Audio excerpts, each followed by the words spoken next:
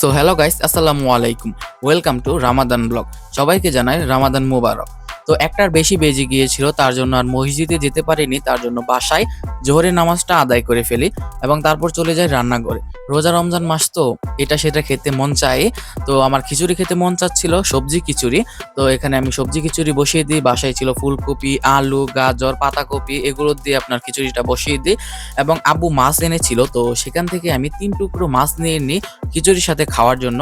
এবং অপর চুলায় দেখি আম্মু গরুর মাংস রান্না করতেছিল। তো আলু দিয়ে গরুর মাংস কিন্তু অনেক মজা লাগে। তারপর এখানে আমি মাছগুলো ভালো করে সব ধরনের মসলা দিয়ে মেরিনেট করতেছিলাম। অ্যান্ড গাইস, ভিডিওটা আসতে আসতে একটু দেরি হয়ে গেল। রমজান অনেকগুলো চলে গেছে, যেহেতু আমার একটি টাইম মেনটেন করে আপনার ভিডিওগুলো আপলোড করতে হয়। আমি প্রত্যেক শুক্রবারে ঠিক ৯টায় ভিডিওগুলো আপলোড করতে হয়। এটা হচ্ছে আপনার একটি ইউটিউবের অ্যালগরিদম। তো সেই কারণে আপনার একটু দেরি হয়ে যায় প্রত্যেক শুক্রবারে, যেহেতু আমি ভিডিওগুলো আপলোড দেই।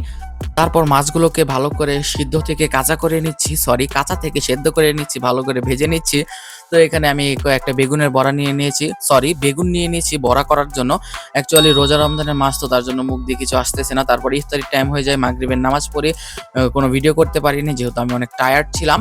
অ্যান্ড তারপর তারাবির নামাজ শেষে আমি এখানে চলে আসি আমার সন্ধ্যা রাতের খাবারটা খাওয়ার জন্য। তো সন্ধ্যা রাতে আমি যে খিচুড়িটা রান্না করেছিলাম, সেই খিচুড়িটা নিয়েছি, তার সাথে বেগুনের বড়া, মাছ ভাজি।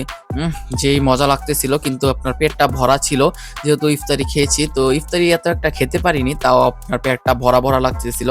অ্যান্ড গাইস, কে কে রসুন, এরকম আস্ত রসুন খেতে পছন্দ করেন যে কোনো কিছুর সাথে?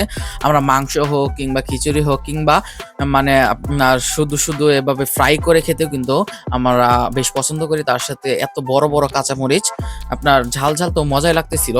তারপর এই মিল্কশেকটা, যেটা আমি আমার নিজ হাতে বানিয়েছিলাম, কলা, দুধ এবং পাউডার দুধ, চিনি, এগুলো দিয়েই। তো এটা খেতেও বেশ মজাই ছিল। তো একদম ঠান্ডা ঠান্ডা লাগতেছিল।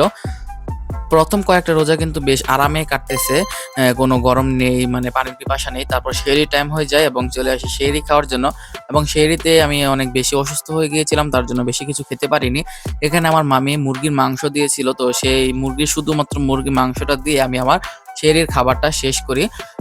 তারপর চলে যাই ফজরের নামাজ আদায় করার জন্য এবং ফজর নামাজ শেষ করে এসেই একদম একটা ঘুম দিয়ে আজকের ভিডিওটি এখানেই শেষ করতেছি।